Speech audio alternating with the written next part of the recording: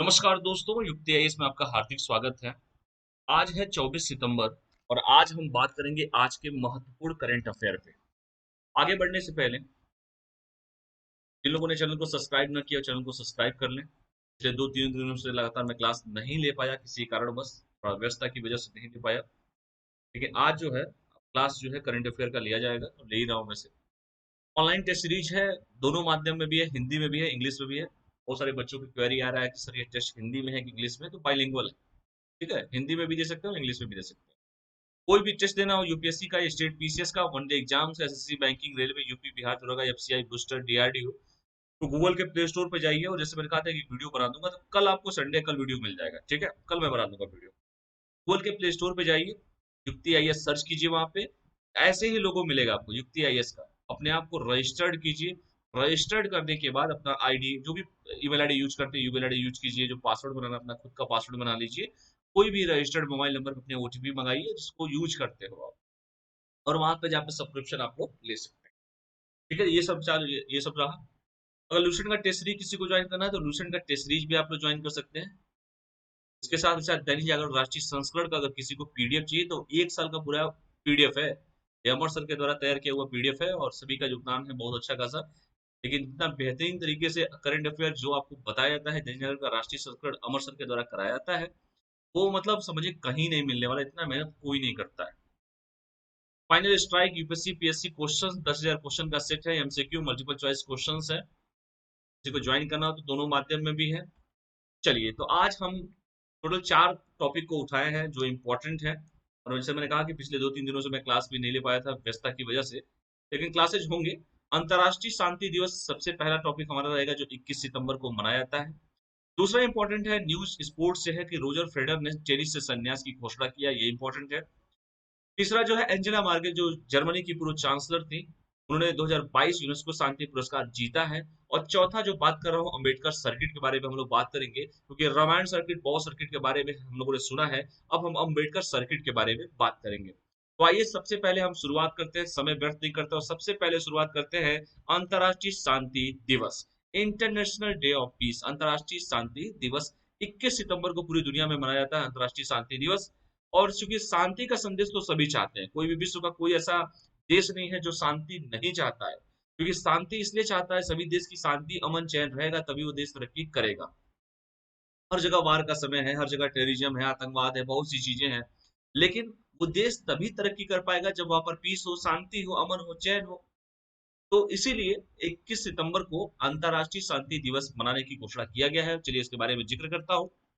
अंतर्राष्ट्रीय शांति दिवस, अंतर्राष्ट्रीय शांति दिवस बेसिकली जो है आपका इंटरनेशनल डे ऑफ पीस, प्रत्येक वर्ष विश्व भर के सभी देशों और लोगों के बीच शांति के आदर्शों को मजबूत करने के लिए मनाया जाता है।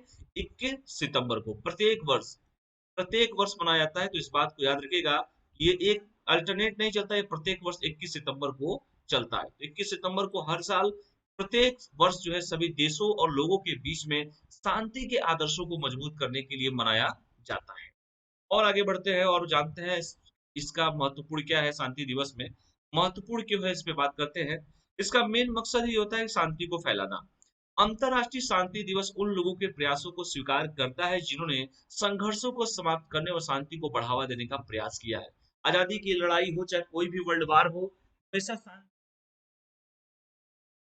शांति चाहिए, अमन चाहिए, यही सब चीजें चाहिए सभी को।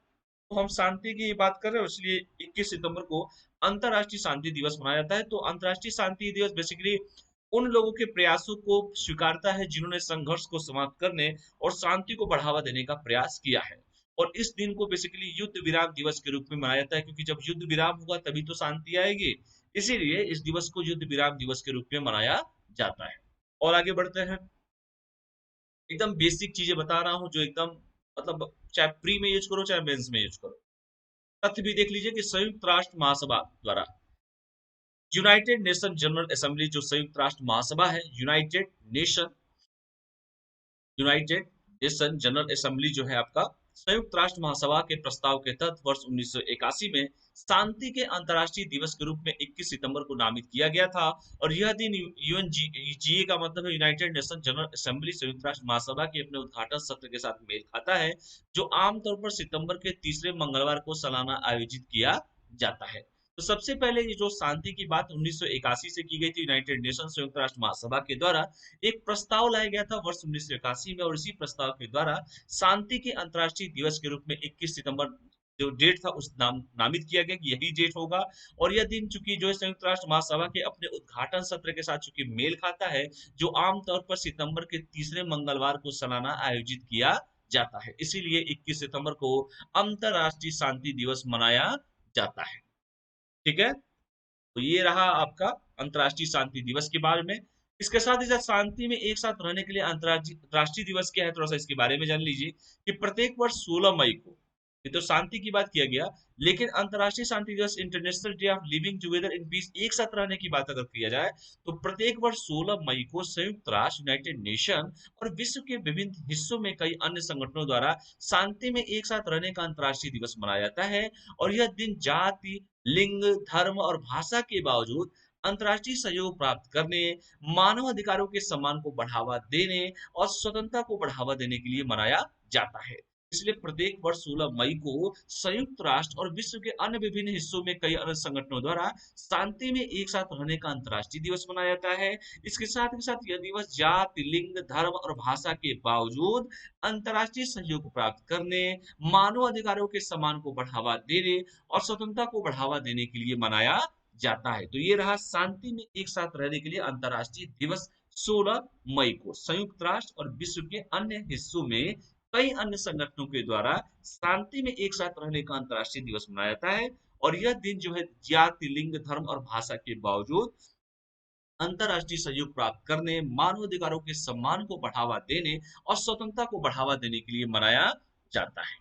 ठीक है, तो इसको आराम से इसको पढ़िएगा, कहीं पर भी यूज किया जाए तो यूज कर सकते हैं। इसके साथ ही साथ आप लोगों ने देखा होगा कि संयुक्त राष्ट्र ने सबसे पहले, यूनाइटेड नेशन ने 2001 से 2010 के दशक को, क्योंकि एक दशक होगा, 10 साल का दशक होता है, तो यूनाइटेड नेशन ने 2001 से लेके 2010 के दशक को बच्चों के लिए शांति और अहिंसा की संस्कृति के लिए अंतरराष्ट्रीय दशक के रूप में घोषित किया गया है।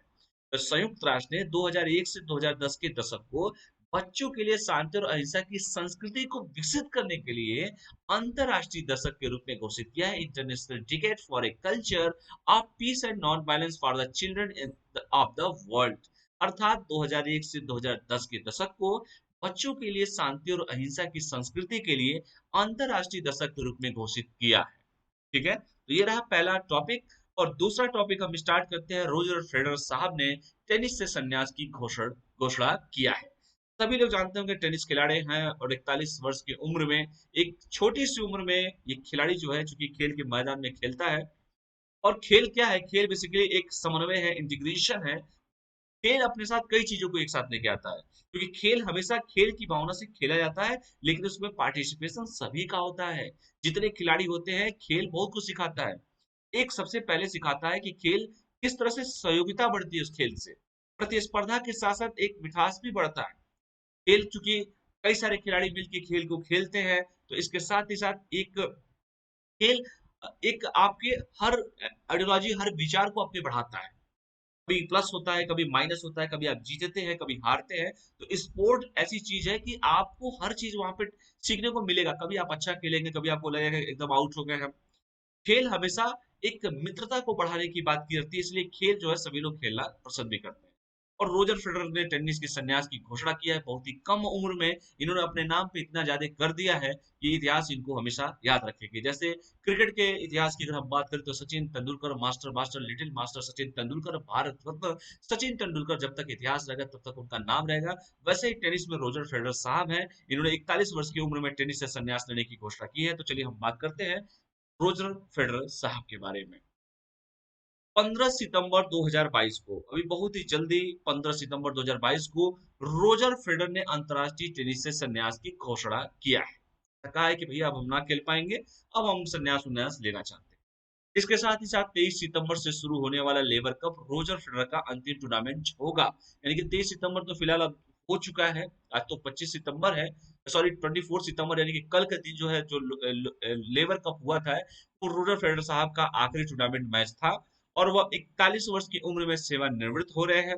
ये चीजें तो खैर ये एक कॉमन व्यक्ति को पता होना चाहिए, लेकिन नहीं पता है कोई बात नहीं। लेकिन सबसे इंपॉर्टेंट ये है कि वह 20 ग्रैंड स्लैम खिताब जीतने वाले दुनिया के पहले व्यक्ति थे। एस्पिरेंट्स को यही तो चाहिए कि कहाँ से क्वेश्चन बनता है। ये नहीं पूछेगा चलिए बहुत ऐसा कमीशन होगा, बहुत सी चीजें होंगी, ऐसा कोई पेपर ऐसा होगा पूछ देगा कितने साल की उम्र में सेवानिवृत्त हुए हैं, ये वो अलग केस है। लेकिन मान लीजिए कोई ऐसा भी पूछ दे कि भाई आखिरी उनका कौन सा मैच था, तो लेबर कप था जो 23 सितंबर को हुआ था। कोई पूछ दे कितने साल की उम्र में सेवानिवृत्त हुए थे, चलिए 41 साल की। लेकिन सबसे इंपॉर्टेंट है कि यूपीएससी एंड एक स्टेट पीसीएस एस्पिरेंट्स के लिए ये इंपॉर्टेंट है कि वो उन्होंने कितने ग्रैंड स्लैम जीते हैं, क्योंकि खिलाड़ी तो कुछ ना कुछ जीतेगा ही। तो वो अपने जीवन में 20 ग्रैंड स्लैम खिताब जीतने वाले दुनिया के पहले व्यक्ति हैं रोजर फेडरर साहब। उनके नाम पर 8 विलियमडन cup, 6 Australian cup, 5 US open cup और एक फ्रेंच खिताब भी उनके नाम पर है। इसके साथ ही साथ उन्होंने नोवाक जोकोविच को छोड़कर किसी भी अन्य खिलाड़ी की तुलना में अधिक समय तक एटीपी रैंकिंग में दुनिया का शीर्ष स्थान प्राप्त किया है, हासिल किया है। तो ये उनके बारे में सबसे बड़ी खूबसूरती है कि 41 साल की, सॉरी, 41 साल की उम्र में वो सेवानिवृत्त हुए। आखिरी जो मैच था उनका लेबर कप था और उन्होंने अपने जीवन के 20 ग्रैंड स्लैम खिताब जीतने वाले दुनिया के पहले व्यक्ति थे। उनके नाम पर 8 विलियमडन, 6 ऑस्ट्रेलियन, 5 यूएस ओपन और एक फ्रेंच खिताब है। उन्होंने नोवाक जोकोविच को छोड़कर किसी अन्य खिलाड़ी की कंपेयर में अधिक समय तक एटीपी जो है, ऑल इंडिया टेनिस जो प्रोग्राम रैंकिंग होती है उनमें दुनिया का शीर्ष स्थान जो है हासिल किया है। ये इंपॉर्टेंट है इनके बारे में, इसको पढ़ लीजिएगा आप लोग। और तीसरा टॉपिक आज का सबसे हॉट टॉपिक है एंजेला मार्केल, जर्मनी की पूर्व चांसलर ने 2022 का यूनेस्को शांति पुरस्कार जीता है। जब भी यूनेस्को की बात आई, जब भी पीस की बात आई, जब भी शांति की बात आती है, तो हमेशा एक क्वेश्चन हमेशा पूछा जाता है, ये मेरा खुद का तजुर्बा है और प्रीवियस ईयर क्वेश्चन पेपर आप लोग उठाकर देख लीजिए। तो एंजेला मार्केल चूंकि जर्मनी की पूर्व चांसलर रह चुकी हैं। चलिए बात करते हैं एंजेला मार्केल साहब के बारे में। ऐसा क्या उन्होंने कारनामा किया जिसकी वजह से उनको शांति का पुरस्कार दिया जा रहा है? तो पूर्व जर्मन चांसलर एंजेला मार्केल को शरणार्थियों का स्वागत करने के उनके प्रयासों के लिए 2022 की उसको शांति पुरस्कार से सम्मानित किया गया है। आप सभी को पता होगा कि रिफ्यूजीज की समस्या कितनी है। आपको पता होगा कि अभी देश में एक जगह से दूसरी जगह जो माइग्रेट होकर रिफ्यूजी गए थे, उनके साथ किस तरह का व्यवहार किया जाता था और जिस तरीके से बढ़ चढ़ के अपने करेजियस मतलब अपने दृढ़ संकल्प और अपने अपने मजबूती के साथ इन्होंने खड़ा होकर जिस तरीके से उन्होंने शरणार्थियों का स्वागत किया है, इसी की वजह से जर्मनी चांसलर एंजेला मार्केल को ये सम्मान दिया गया है। देखिए, पूर्व जर्मन चांसलर एंजेला मार्केल को शरणार्थियों का स्वागत करने के उनके प्रयासों के लिए 2022 के नुस्खो शांति पुरस्कार से सम्मानित किया गया है। तो ये परीक्षा का सबसे इंपॉर्टेंट क्वेश्चन हो गया कि 2022 का शांति पुरस्कार किसको दिया गया है? तो जर्मनी की पूर्व चांसलर एंजेला मार्केल को दिया गया है। जूरी के अध्यक्ष और 2018 के नोबेल शांति पुरस्कार विजेता डेनिस मुक्वेगे सहित सभी जूरी सदस्य 2015 में सीरिया, इराक, अफगानिस्तान और इरिट्रिया से 1.2 मिलियन से अधिक शरणार्थियों का स्वागत करने के मार्केल के साहसी निर्णय से प्रभावित थे और यही जूरी है जिन्होंने कहा कि भैया अब एंजेला मार्केल साहब ने चूंकि इतना बढ़ चढ़ के रोल अदा किया है, शरणार्थियों को अपने पास रखा है, शरण दिया है, उनको उनको स्वागत किया है, इसीलिए 2022 के रुस्को को शांति पुरस्कार जर्मनी चांसलर एंजेला मार्केल को जूरी के द्वारा नाम घोषित किया गया है। तो देख लीजिएगा कि जूरी के अध्यक्ष और 2018 के नोबेल शांति पुरस्कार विजेता डेनिस मुक्वेगे सहित जूरी सदस्य 2015 में सीरिया, इराक, अफगानिस्तान और इरिट्रिया से 1.2 मिलियन से अधिक शरणार्थियों का स्वागत करने के मार्केल के साहसी निर्णय से बहुत ज्यादा प्रभावित है। तो इसको देख लीजिएगा। जर्मनी की चांसलर, एक इंपॉर्टेंट क्वेश्चन था, ये क्वेश्चन बन सकता है। एंजेला मार्केल का अगर पूरा नाम कोई पूछे तो जान लीजिए कि पूरा नाम है एंजेला डोरोथिया कासनर का जन्म 17 जुलाई 1954 को हैम्बर्ग पश्चिमी जर्मनी में हुआ था। तो याद रखिएगा एंजेला मार्केल जर्मनी की पूर्व चांसलर रह चुकी है। इनका जन्म हैम्बर्ग में हुआ है, पश्चिमी जर्मनी में जो पड़ता है। अगला जो टॉपिक है अंबेडकर सर्किट के बारे में हम बात करेंगे।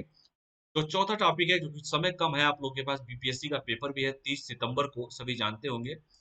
बिहार पब्लिक सर्विस कमीशन का पेपर है 30 सितंबर को, 12 बजे से लेकर 2 बजे तक है और सभी लोग प्रॉपर नीट जो है ना 29 तारीख को ले लेना, एकदम अच्छे से सो कोई दिक्कत नहीं है, कोई टेंशन लेना ही, पैनिक होना ही नहीं है। जो होना होगा हो के रहेगा। आराम से 29 तारीख तक एकदम जितनी किताब है सब बंद कर दो, कोई पढ़ना वढ़ना नहीं है। एक दिन अपने दिमाग को रिलैक्स रखो समय से, क्योंकि आप लोगों ने इतना पैसे लगाए हैं, इतने समय दी है, अपनी जवानी दे दी, आप लोगों ने अपनी जिंदगी को कुर्बान कर दिया इसके लिए। कुर्बान इन द सेंस मतलब इसमें डेडिकेट होके आप लोगों ने तैयारी किया, वरना तैयारी सभी लोग नहीं करते हैं सिविल की तैयारी, क्योंकि जो किया होता है वही जानता भी है कि उस तैयारी के दौरान आदमी क्या क्या गवाता है, क्या क्या सीखता भी है। लेकिन मेरा मानना है कि सिविल की तैयारी के दौरान जो एस्पिरेंट्स जो होते हैं, वो जीवन का वो पाठ पढ़ जाते हैं जो पूरी जीवन में किसी भी यूनिवर्सिटी, किसी भी कहीं पर भी नहीं पढ़ाया जाता है। एकदम अपने आप को दृढ़ संकल्प रहिए, मजबूत रहिए, अपने आप को अंदर से स्ट्रांग रखिए। और 30 तारीख को पेपर है, 29 तारीख को किताब एकदम छूना ही नहीं है। एकदम शांति से रहिए, दबा के सोइए, कोई इशू नहीं है। और 30 तारीख को समय से 10 बजे अपने जहां पर भी सेंटर हो पहुंच जाइएगा। ये भी नहीं है कि अब जनरल के ट्रेन में, जनरल में बोगी में जा रहे हो, लटक के जा रहे हो, सब फालतू काम एकदम मत करना। भले से 200-400 रुपए एक्स्ट्रा लग जाए, लगा दो, कोई इशू नहीं है। क्योंकि दिमाग उस समय स्थिर रहना बहुत जरूरी है।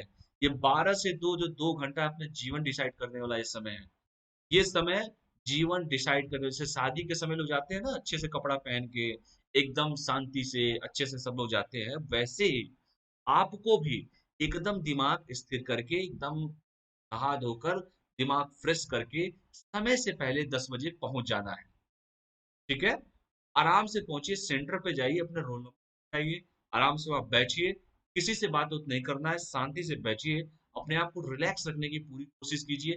थोड़ा भी इधर उधर की फालतू बातें नहीं, कोई भी इधर उधर की कोई कुछ नहीं करना है। 12 बजे आपकी जिंदगी डिसाइड होने वाली है। 12 से 2 के बीच में आपका पेपर होगा। वो आपका जीवन डिसाइड करने वाला पेपर होगा, क्योंकि आप लोगों ने उस पेपर के लिए बहुत ही रात अपनी गंवाए भी है, आप लोगों ने बहुत सारा समय आप लोगों ने दिया है। तो 12 से 2 का जो समय है बहुत इंपॉर्टेंट है। इसलिए कोई भी इस हफ्ते एकदम टेंशन लेना ही नहीं है। एकदम तैयारी तो तैयारी ही सही, जो होगा देखा जाएगा। कोई भी इशू नहीं रखना है, अपना एक लक्ष्य रखना है कि हमको ये सेगमेंट है, ये इंपॉर्टेंट है, आखिरी समय चल रहा है, क्या हमको पढ़ना है। जैसे मैं बार बार कहता हूँ, हिस्ट्री पढ़िए, करंट अफेयर पढ़िए, आखिरी समय पे साइंस के प्रीवियस ईयर क्वेश्चंस पेपर देख के जाइए, और प्रीवियस ईयर के जितने क्वेश्चन पूछे सब रट्टा मार के जाइए, कोई इशू नहीं है। आपका पीटी हमेशा निकल के आएगा। मैथ के 10 में 10 क्वेश्चन सही करके आइए। ये मैं अभी भी बोल रहा हूँ। इधर उधर की कोई फालतू चीजों में अपना समय व्यर्थ मत कीजिए, समय बहुत कम है। आज 24 तारीख हो गया, 5 दिन जितना करना है कर लीजिए, कोई इशू नहीं है। टेंशन एकदम नहीं लेना। ठीक है? ये मेरा बताने का एक दायित्व था, और आप लोग का सुनने का भी दायित्व है, और चीजों को समझने की कोशिश कीजिएगा। जनरल नॉलेज के चक्कर में मत पड़िएगा। 200-400 रुपये जैसे इतना सही तो ये भी सही, क्योंकि इसी के लिए आपने तैयारी किया है। तो वो दिन, वो समय आपका इंपॉर्टेंट रहेगा। इसलिए थोड़ा भी टेंशन नहीं, अच्छे से डाइट लीजिए, अच्छे से खाना खाइए। पुरातन भी स्टार्ट होने वाला है, अच्छे से सब कुछ होना चाहिए, क्योंकि 30 तारीख तक, उसके बाद आराम से आइए, 2-4 पिक्चरें देखिए, कोई इशू नहीं है। 12-2 बजे के बाद जो करना है अपने कीजिएगा, लेकिन सारा काम आपका 30 सितंबर को 2 बजे के बाद, पहली जो प्राथमिकता है इस समय, वो कीजिए। चलिए हम बात करते हैं अम्बेडकर सर्किट के बारे में। बेसिकली देखो, अम्बेडकर सर्किट में कुल मिला के यही है कि जैसे रामायण सर्किट है, बौद्ध सर्किट है, इसलिए अम्बेडकर साहब चूंकि एक ऐसे व्यक्ति थे, इनके बारे में मतलब हर व्यक्ति को जानना चाहिए। अम्बेडकर साहब अपने समय से बहुत आगे थे। आज जो इस भारत का संविधान और जिसकी बात हम लोग कर रहे हैं, उस समय सोचिए कि वो व्यक्ति कितने महान थे, कि पूरी दुनिया का संविधान को उन लोगों ने अध्ययन किया। उसके बाद भारत का संविधान तैयार हुआ। और भारत का संविधान तो विश्व का सबसे बड़ा संविधान है, लिखित संविधान है। सारे देशों से कुछ ना कुछ लिया गया। और सोचिए कि वो बनाने वाला व्यक्ति कितना महान होंगे। इसीलिए अम्बेडकर सर्किट, अम्बेडकर साहब के बारे में, अम्बेडकर साहब के बारे में, उनकी जन्मभूमि क्या है, जैसे जहां उनका जन्म हुआ, उनकी चैत्य भूमि कौन सी है, उनकी महापरिनिर्वाण भूमि कौन सी है, उनका दीक्षा भूमि कौन सा है, इन सभी को एक दूसरे से कनेक्ट करने के लिए एक सर्किट की बात की जा रही है। अम्बेडकर सर्किट के बारे में बात किया जा रहा है, ताकि जो भी व्यक्ति है चारों चीजें उनके बारे में जाने। हर जगह एक ट्रेन, विशेष ट्रेन चलाया जाएगा, वहां से वो ट्रेन के द्वारा एक जगह से दूसरी जगह प्रस्थान आदमी कर सकता है, और एक जगह आवागमन करके वहां पर जाकर अम्बेडकर सर्किट के बारे में चारों जगह घूम सकता है। वहां के बारे में, अम्बेडकर साहब के बारे में, जीवन के बारे में, अम्बेडकर साहब का महापरिनिर्वाण के बारे में, दीक्षा भूमि के बारे में, चैत्य भूमि के बारे में, सभी चीज का नॉलेज भी ले सकता है। एक विशेष ट्रेन चलाने की बात किया जा रहा है। तो चलिए हम बात करते हैं अम्बेडकर सर्किट। ये सारांश मैंने बता दिया, अब इसको शब्दों में चलिए हम लोग पिरो देते हैं। भारत सरकार प्रस्तावित अम्बेडकर सर्किट को बढ़ावा देने के लिए विशेष एसी ट्रेन का उपयोग करने पर विचार कर रही है भारत सरकार। कितनी अच्छी सरकार है भारत सरकार। प्रस्तावित अंबेडकर सर्किट को बढ़ावा देने के लिए विशेष एसी ट्रेन का उपयोग करने पर विचार कर रही है, जो भारत में डॉक्टर भीमराव अंबेडकर साहब से जुड़े विभिन्न स्थानों को कवर करती है। इसके साथ ही साथ केंद्रीय पर्यटन मंत्री ने कमेंट करके बताया कि इस वर्तमान में केंद्रीय पर्यटन मंत्री कौन है। धर्मशाला में, जो हिमाचल प्रदेश में है, राज्य के पर्यटन मंत्रियों के 3 दिवसीय सम्मेलन का उद्घाटन करते हुए अंबेडकर सर्किट को कवर करने के लिए एक विशेष ट्रेन शुरू करने की घोषणा किया है। किसने? केंद्रीय पर्यटन मंत्री ने। घूमने गए थे, मंत्रियों की मीटिंग थी और कहा कि भैया देखो ऐसा है, अब एक अम्बेडकर सर्किट ऐसा होना चाहिए जहां अम्बेडकर साहब के बारे में एक विशेष ट्रेन चलाया जाए और जो उनके अम्बेडकर साहब से जुड़े हुए जो स्थान है एक दूसरे को कनेक्ट किया जाए, लोग वहां जाए, वहां पे उनके बारे में जाने। ठीक है। अम्बेडकर सर्किट को पहली बार 2016 में केंद्र सरकार द्वारा प्रस्तावित किया गया था। समझ लीजिए, चुनाव का भी समय था, तो 2016 में केंद्र सरकार द्वारा प्रस्तावित किया गया था। और आगे देखते हैं, इसमें देखिए बेसिकली क्या क्या शामिल है, जो मैंने आपको फिगर के माध्यम से बताया था कि इसमें जन्मभूमि मध्य प्रदेश में अम्बेडकर साहब का जन्म हुआ था, दीक्षा भूमि जहां नागपुर में वह स्थान जहां अम्बेडकर साहब ने बौद्ध धर्म ग्रहण किया था, महापरिनिर्वाण भूमि दिल्ली में वह स्थान जहां उनका निधन हुआ था, और चैत्य भूमि जो है मुंबई में उनके देह संस्कार का स्थान, ये सभी इसमें शामिल होगा। तो ये चीजें, चारों चीजें जो है एक दूसरे से कनेक्ट किया जाएगा। जन्म, उनकी मृत्यु, उनका महापरिनिर्वाण, उनका चैत्य, उनका दीक्षा, सारी जगह जो है जहां पर अम्बेडकर साहब का विशेष मतलब जो जो अम्बेडकर साहब से जुड़ी हुई जगह है, उन सभी जगहों को एक साथ कनेक्ट किया जाएगा। प्रस्तावित अम्बेडकर सर्किट हाल ही में लॉन्च किए गए रामायण सर्किट और बौद्ध सर्किट के समान होगा।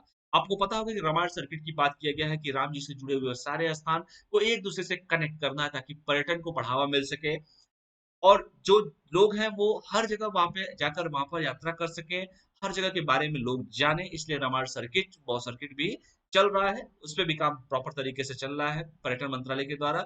और अब जो है अम्बेडकर सर्किट के बारे में बात किया गया है। वर्तमान में रामायण बौद्ध और उत्तर पूर्व सर्किट के लिए विशेष ट्रेन उपलब्ध है, जिसको जाना है वो जा सकता है, एक बार ट्रेन चेक कर ले। रामायण सर्किट है, बौद्ध सर्किट है, उत्तर पूर्व सर्किट के लिए विशेष ट्रेन उपलब्ध है। और भी देख लीजिए, इसके आगे ये डेटा जो दिया है, स्वदेश दर्शन योजना बेसिकली 2014-15 में जब सरकार बनी थी तो उसमें स्वदेश दर्शन योजना की शुरुआत हुई थी और यूपीएससी ने स्वदेश दर्शन योजना से क्वेश्चन भी पूछ लिया था। स्वदेश दर्शन योजना बहुत इंपॉर्टेंट है। स्वदेश दर्शन योजना चूंकि पर्यटन मंत्रालय द्वारा आता है, ये योजना पर्यटन मंत्रालय द्वारा 2014-15 में थीम आधारित पर्यटन सर्किट के एकीकृत विकास को प्राप्त करने के लिए शुरू की गई थी। इस केंद्रीय क्षेत्र की योजना के तहत सरकार ने 15 पर्यटक सर्किट की पहचान किया था। इसमें जो है रामायण सर्किट है, बौद्ध सर्किट है, तटीय सर्किट है, डेजर्ट सर्किट है, इको सर्किट है, विरासत सर्किट है, उत्तर पूर्व सर्किट है, हिमालय सर्किट है, सूफी सर्किट है, कृष्णा सर्किट है, ग्रामीण आदिवासी आदिवासी और तीर्थका सर्किट सभी इसमें शामिल है। ये देखिए, स्वदेश दर्शन योजना बेसिकली 2015 14-15 में शुरुआत की गई थी पर्यटन मंत्रालय के द्वारा। थीम आधारित चुकी थी, एक सर्किट एक एकीकृत मतलब इंटीग्रेटेड डेवलपमेंट को प्राप्त करने के लिए शुरू की गई थी, एकीकृत विकास को प्राप्त करने के लिए शुरू की गई थी। और इस केंद्रीय क्षेत्र की योजना के तहत सरकार ने 15 पर्यटक सर्किट की पहचान किया है, जिसमें रामायण सर्किट है, बौद्ध सर्किट है, तटीय सर्किट है, डेजर्ट सर्किट है, इको सर्किट है, विरासत, उत्तर पूर्व, हिमालय, सूफी, कृष्णा, ग्रामीण आदिवासी और तीर्थकर सर्किट शामिल है, यानी कि टोटल 15 सर्किट शामिल है। और अब जो है अम्बेडकर सर्किट को बात किया जा रहा है। तो ये रहे आज के महत्वपूर्ण करंट अफेयर। मुझे उम्मीद है कि आप लोग को अच्छा लगा होगा वीडियो, और जिस तरीके से मैंने बताया है कि कैसे बिहार पीसीएस की तैयारी करनी है, बस उस पर लग जाइए, उस पर काम स्टार्ट कर दीजिए। समय कम है, काम ज्यादा है, पढ़ाई कीजिए शांति से, बेफिजूल के चक्करों में एकदम ना पड़िए। ये टेलीग्राम का लिंक है, जिसको टेलीग्राम से जुड़ना है टेलीग्राम से जुड़ सकता है। वो सारे इंपॉर्टेंट चीजें जो है वहां पर पीडीएफ शेयर कर दिया जाता है। ये युक्ति आईएएस का वेबसाइट है www.yuktiis.in, एंड टेलीग्राम का लिंक। चैनल को लाइक शेयर सब्सक्राइब करते रहिए। थैंक्स फॉर वॉचिंग, और कल फिर मिलते हैं, तब तक के लिए आप पढ़ाई कीजिए, स्वस्थ रहिए, मस्त रहिए, पढ़ते रहिए। बहुत बहुत धन्यवाद। Thank you all of you. जय हिंद।